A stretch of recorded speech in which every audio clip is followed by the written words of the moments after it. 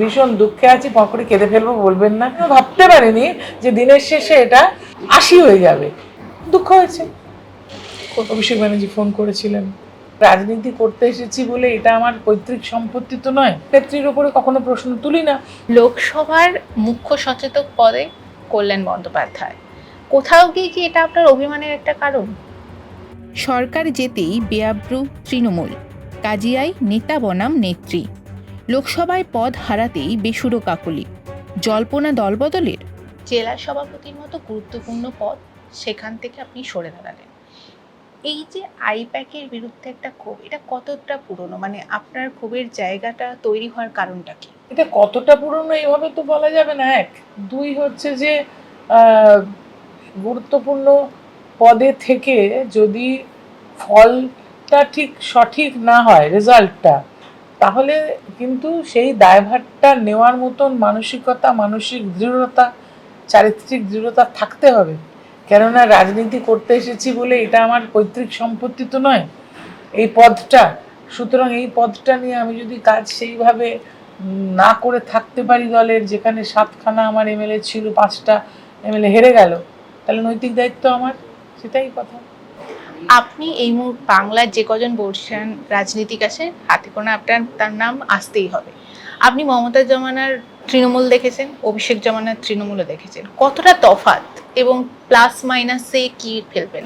এবং তৃণমূল নামটাই বলে যে এটা তৃণমূল স্তরের মানুষকে নিয়ে দলটা তৈরি, দলটা তৃণমূল স্তরের কর্মীদের নিয়ে কাজ করে।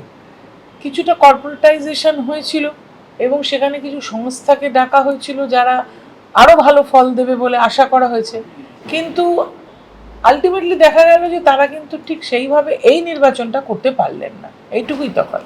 লোকসভার মুখ্য সচেতক পদে কল্যাণ বন্দ্যোপাধ্যায়, কোথাও গিয়ে কি এটা আপনার অভিমানের একটা কারণ? দুঃখের তো বিষয় বটেই, কেননা দেখুন আমি তো কাজে কোথাও গাফিলতি করিনি এবং সেখানে গিয়েও কিন্তু যতটুকু পরিশ্রম করা দরকার, দলের কথা, মানুষের কথা, রাজ্যের কথা তুলে ধরা দরকার, সবার সঙ্গে সমন্বয় রেখে কাজ করা দরকার, দলের স্বার্থে কাজ করা দরকার, সেগুলো তো আমি করেছি। সুতরাং নিশ্চয়ই একটা তো অধিকার আছে গণতন্ত্রে জানার যে এই বিষয়টা কেন হলো, কিন্তু আমরা নেত্রীর উপরে কখনো প্রশ্ন তুলি না। নেত্রী কাজ করেন, আমরা যা নির্দেশ দেন সেইগুলো ফলো করি। দুঃখ হয়েছে। আজকে কল্যাণ বন্দ্যোপাধ্যায় তিনি কারোর নাম না করে একটা পোস্ট করেছেন যেখানে সরাসরি ইঙ্গিত রয়েছে যে দল বদলের একটা জল্পনা উনি উস্কে দিয়েছেন। কিভাবে দেখছেন ওনার? উনি দল বদল করছেন না, আপনার দিকে নিশানা করেছেন যে আপনার দল বদলের একটা প্রাক মুহূর্ত। ওনার মস্তিষ্ক প্রসূত হতে পারে, আমি বলতে পারবো না কে কি করছে, কাকে বলছে। আমায় তো ডাইরেক্টলি কেউ কিছু বলেনি, আমি জানি না। আরেকটা বিষয়, সেটা হচ্ছে আপনি বলেছিলেন একজন সাংসদ তিনি অকথ্য গালিগালাজ করছেন। আমরা বরাবর দেখেছি যে তৃণমূল বরাবর ওমেন এম্পাওয়ারমেন্টের কথা বলে এসছে। নেত্রী কি কিছুই জানতেন না এই বিষয়টাতে? মানে এটা তার কাছে তুলে ধরা হয়নি যে এই ধরনের কথাবার্তা তিনি সংসদ ভবনের মধ্যে বসে বলছেন, বা কোন পদক্ষেপের জন্য কি আপনারা আবেদন করেছিলেন? না, উনি কিছুটা তো জানেন, কেননা বিগত দিনে 2010-11 একবার এরকম একটা প্রসঙ্গে নিজে আমি বলেছিলাম এবং এটা একটা স্বভাব হয়ে গেছে, যাকে তাকে যা খুশি বলা। একজন মহিলা সাংসদ যাচ্ছে বলে আজকে সকালে একে দেখে নিলাম, আমার দিনটা খারাপ যাবে, এটা তো বলেছে এবং মহুয়া মৈত্র সঙ্গে সঙ্গে ফোন করে সেটা জানিয়েছে ঊর্ধ্বস্তন জায়গায় নেত্রীকে। বারবার যেটাকে বলে হ্যাবিচুয়াল অফেন্ডার, এই হ্যাবিচুয়াল অফেন্ডারকে তো সমাজে একটা মিসোজিনিস্টিক মানুষকে মেনে নেওয়া যায় না।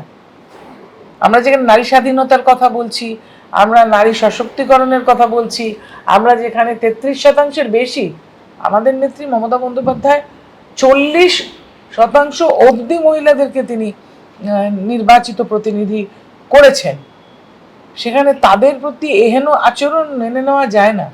আপনি বলেছেন যে দলের যারা পুরনো বিশ্বস্ত তাদেরকে আবার ফিরিয়ে আনার কথা।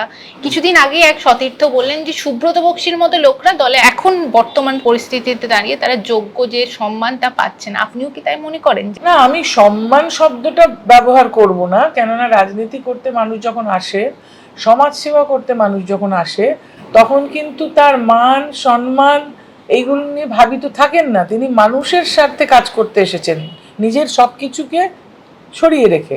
সুতরাং এখানে সম্মানের ব্যাপার নয়, এটা হচ্ছে কাজের সুযোগ বা কাজ করার যে একটা অন্তত স্বীকৃতি, সেইটা চাইবে, তো সেইটুকুই আমরা চাই। আপনার রাজনৈতিক গতিপথ পরবর্তীতে কি হবে তা নিয়ে একটা চর্চা চলছে, কারণ সম্প্রতি দেখা গেল যে কেন্দ্রীয় স্বরাষ্ট্র মন্ত্রকের তরফ থেকে আপনি নিরাপত্তা পেলেন, এরপরেই জোর জল্পনা, স্পেসিফিক্যালি কিছু নিন্দুকেরা বলছেন আপনি নাকি দল পরিবর্তনের কথা ভাবছেন। কে ভাবছে সেটা আমায় কেউ বলেননি, আমার সঙ্গে কারোর আলোচনা যদি হয়ে থাকতো আমি বলতে পারতাম। বিষয়টা হচ্ছে যে এই নির্বাচনের পরে আমাকে যারা ঘিরে রাখতেন সেরকম 3-4 জনকে সরিয়ে নেওয়া হয়েছে, এবং তারপরে আমার যে বাড়িটা, যেখানে আমার এই ফ্ল্যাট ছাড়াও যেখানটায় আমার আদি বাড়ি গ্রামে, সেই বাড়ির উপরে প্রায় 100-150 লোক এসে গেট ভাঙা, তার ক্লাব ভাঙা, তার মাঠ দখল, এইগুলোর চেষ্টা হয়েছে। তখন এসপিকে ফোন করে 4 গাড়ি কুইক রেসপন্স টিম মেনে তাদেরকে সরাতে হয়েছে। নিরাপত্তাহীনতায় তো ভুগছিলামই। সেখানে যখন রিপোর্ট দিল সেন্ট্রাল আইবি যে আপনার একটা জীবনের ঝুঁকি আছে, এবং আমি কনফার্ম করলাম আমার যারা কলকাতায় আছে তাদের কাছে, তখন তারা বললেন হ্যাঁ আপনার তো একটা বিপদ আছে। তা বিপদ আর কে যেচে নিতে যায়, সুইসাইডাল টেন্ডেন্সি তো নেই, সুতরাং ওনারা পাহারা দিচ্ছেন ওনাদের মতো। তার মানে আপনি আগামীতেও তৃণমূলের সৈনিক হয়েই লড়বেন? আমি কর্মী হিসেবে কাজ করছি, কর্মী হিসেবেই থাকবো। আরেকটা বিষয় সেটা হচ্ছে যে আপনার ইস্তফা দেওয়ার পরে দলের তরফ থেকে কি কেউ যোগাযোগ করেছিল যে এই পদক্ষেপটা কেন করলেন? বা না, ইস্তফা দেওয়ার পরে কেউ যোগাযোগ করেননি, কিন্তু আমি একটা পোস্ট দিয়েছিলাম না, যে দুঃখের সঙ্গে জানাচ্ছি যে আমার পুরস্কার, একটু তির্যকভাবে লিখেছিলাম যে পুরস্কৃত হলাম। তখন ডেরেক ওব্রায়েন এসেছিলেন, কথা বলেছিলেন, অভিষেক ব্যানার্জি ফোন করেছিলেন। সেই কথোপকথনের পরে কি সেই জায়গাটা একটু কোথাও গিয়ে নরম হয়েছে দলের প্রতি, যে পুরস্কৃত হওয়ার জায়গাটা? আমি না না, ওনারা বলছেন যে তুমি এরকম লিখলে কেন পোস্টটা। তা আমি বললাম আমার মনে হয়েছে যে ও আমার চেয়ে বেটার কাজ করবে, কিন্তু সেটা আমাকে আগে জানালে ভালো হতো যে আমি কাজ করতে পারছি না, এইটুকু। আরেকটা বিষয়, এই যে ফলাফল, মানে হঠাৎ করে এক ধাক্কায় বিজেপি 200 পার করে গেল, এটার কি আজ অভিজ্ঞ রাজনীতিক হিসেবে আপনি পেয়েছেন? কেন এই বিপর্যয় তৃণমূলের, কি মনে করেন? আমার অভিজ্ঞতা থেকে আমি নিশ্চিতভাবে এটা আঁচ করতে পেরেছিলাম যে ফলটা আশানুরূপ হবে না। মানে ধরুন আমরা আগে 211, আমি মিটিংয়ে 1 বছর আগেও কর্মী সভাতে বলতাম যে আমরা 220, 230 পার করব, কিন্তু যত আমি রাস্তায় ঘুরতাম, মানুষের সাথে কথা বলতাম, মিশতাম, নির্বাচন যত এগিয়ে এসছে, তখনই দেখেছি বিভিন্ন ইস্যুতে মানুষ খুব ক্ষুব্ধ। তখন নাম্বারটা কম ছিল, যে আমি উত্তরবঙ্গের দিকে তো ইদানিং যাইনি, কিন্তু বাকিটা মনে হচ্ছিল যে না আমাদের এটা 180, 190 হবে, 200 না হয়ে 180। মানে আমি কোনোদিনও জীবনে বুঝতে পারিনি যে এটা 180-র কমে। যেদিন রেজাল্ট বেরিয়েছে আমি সেদিনও ভাবতে পারিনি যে দিনের শেষে এটা 80 হয়ে যাবে। আমি একদম 180 অবধি আমার একটা ইয়ে ছিল যে এরম হতে পারে। কতটা খারাপ লাগার জায়গা ছিল? ভীষণ ভীষণ দুঃখে আছি, পকড়ে কেঁদে ফেলবো বলবেন না, কেননা অসম্ভব মর্মাহত, এটা অবিশ্বাস্য। আমি ভাবতে পারছি না কি করে এই ফল হলো। দল ঘুরে দাঁড়াবে আপনি মনে করেন? মমতা বন্দ্যোপাধ্যায় একজন সাংসদ হিসেবে 2004-এ গিয়েছিলেন, এবং তার পরিশ্রমে, তার নেতৃত্বে কিন্তু আজকে আমাদের ওখানে 29 জন অবধি, 34 জন অবধি সাংসদ লোকসভায় হয়েছে। আমার তার উপরে আস্থা আছে। আমার শেষ প্রশ্নতে আমি আসবো। মুখ্যমন্ত্রী মমতা বন্দ্যোপাধ্যায়কে আপনি 15 বছর ধরে মুখ্যমন্ত্রিত্ব করতে দেখেছেন। শুভেন্দু অধিকারী সম্প্রতি তিনি শপথ গ্রহণ করেছেন এবং কিছুটা সময়ের জন্য তিনি মুখ্যমন্ত্রিত্ব করছেন। কি মনে হয় যে কাকে একটু এগিয়ে রাখবেন? কে আপনার মনে হয়? এইটুকু সময় কি বলা যায়? উনি কাজ করতে শুরু করেছেন, কাজ করছেন, আমরা দেখতে পাচ্ছি, কিন্তু 15 বছরের সঙ্গে 15 দিনের তো তুলনা হয় না।